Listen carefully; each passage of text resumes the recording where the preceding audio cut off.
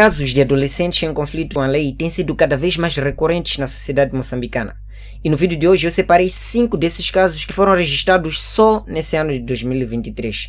Se inscreva no canal, deixe um like e ative o sino das notificações para não perder nenhuma novidade desse canal. E sem mais delongas, vamos direto ao vídeo. O primeiro caso se registrou na cidade de Maputo, onde uma adolescente de apenas 14 anos simulou seu próprio rapto. Segundo ela simplesmente queria assustar a mãe e teve a ajuda de um colega seu de 16 anos. Ela, juntamente com seu colega, exigiram o resgate de 70 mil meticais à sua própria mãe. Comparativamente aos outros casos que vou estar aqui a mostrar, esse é um caso que se mostra relativamente mais leve, mas não deixa de ser preocupante. A mãe ficou muito preocupada, então teve que acionar a polícia e acabaram por ser descobertos. E o plano deles não deu muito certo. A polícia teve que deter eles e depois a polícia percebeu que não se tratava realmente de um rapto e sim de uma simulação de rapto apenas. No nosso Código Penal, o crime de simulação verifica-se naqueles casos em que uma pessoa denuncia às autoridades policiais um crime que não aconteceu, sem necessariamente atribuir a culpa desse crime a uma determinada pessoa, ou pelo menos fazer acreditar à polícia ou às autoridades competentes que houve a prática de um crime, enquanto que não houve. Em todo caso, ela tem apenas 14 anos, é menor e inimputável. Significa isso que não vai ser punida nos termos da nossa lei. Já o outro tem 16 anos, seu colega e cúmplice. O mesmo não se aplica quanto a esse. No entanto, não sabemos se foi efetivamente punido. Caso número 2. O vendedor de sandes. Um adolescente que frequentava a 11ª classe do ensino secundário vendia sandes batizadas com cannabis.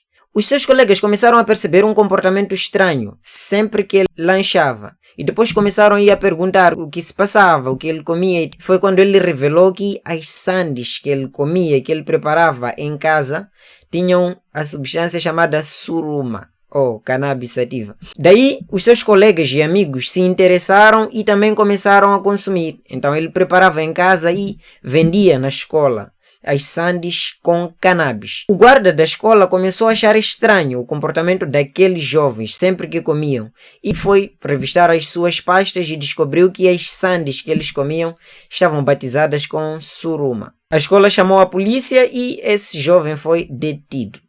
Na lei moçambicana, simplesmente o fato de consumir a cannabis sativa já constitui um crime, então comercializar agrava ainda mais a situação. É mais um caso em que um jovem se envolve com o crime. O terceiro caso é bem recente e provavelmente o mais macabro de todos. 2 gangues na cidade de Chimoio disputaram por causa de uma namorada e dessa disputa muitas pessoas acabaram por perder as suas vidas. A disputa começou entre estudantes na escola secundária Eduardo Mondlane, saíram daquele lugar e foram para outro local onde começaram aí a rixa e muitas pessoas ficaram feridas e até 5 pessoas perderam a vida. Mais detalhes foram dados depois e passamos a saber que na verdade se tratavam de gangues formadas por adolescentes para praticar atos como esses. O simples fato de se formarem grupos e chamar esses grupos de gangues e destinar esses grupos para praticar crimes já é um crime, é associação criminosa e é punível nos termos da lei. Fora disso, através dessa disputa foram praticados muitos outros crimes como homicídio agravado, participação em rixa, ofensas corporais e vários outros crimes. O quarto caso também envolve gangues e dessa vez se deu na cidade de Maputo,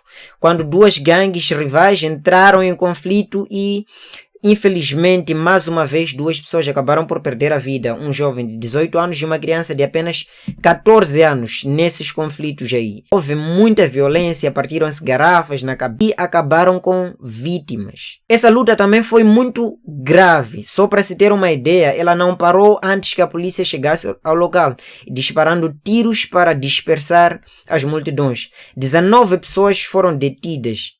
E algumas até começaram a atribuir-se a culpa, mas a polícia apanhou eles em flagrante delito. Nesse caso, vemos mais uma vez uma situação em que adolescentes se envolvem com a prática de crimes como associação criminosa, ofensas corporais e até homicídio. O nosso último caso é de uma menina que foi apanhada com drogas ilícitas também pela polícia, e ela diz que a mãe teria dado aquelas drogas para ela. E quando se apercebeu de que polícias estavam por perto, ela fugiu.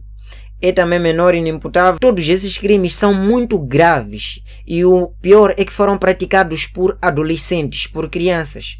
Como será a vida adulta dessas pessoas? O que estará a contribuir para que isso aconteça? E como é que será a nossa sociedade daqui a alguns anos se práticas como essas continuarem? O que você acha que as autoridades competentes deverão fazer? Quais serão as medidas que devem ser criadas para evitar esse tipo de comportamento? Escreva aí no comentário que eu vou responder o seu comentário. Obrigado por assistir e o nosso vídeo fica por aqui. Até a próxima.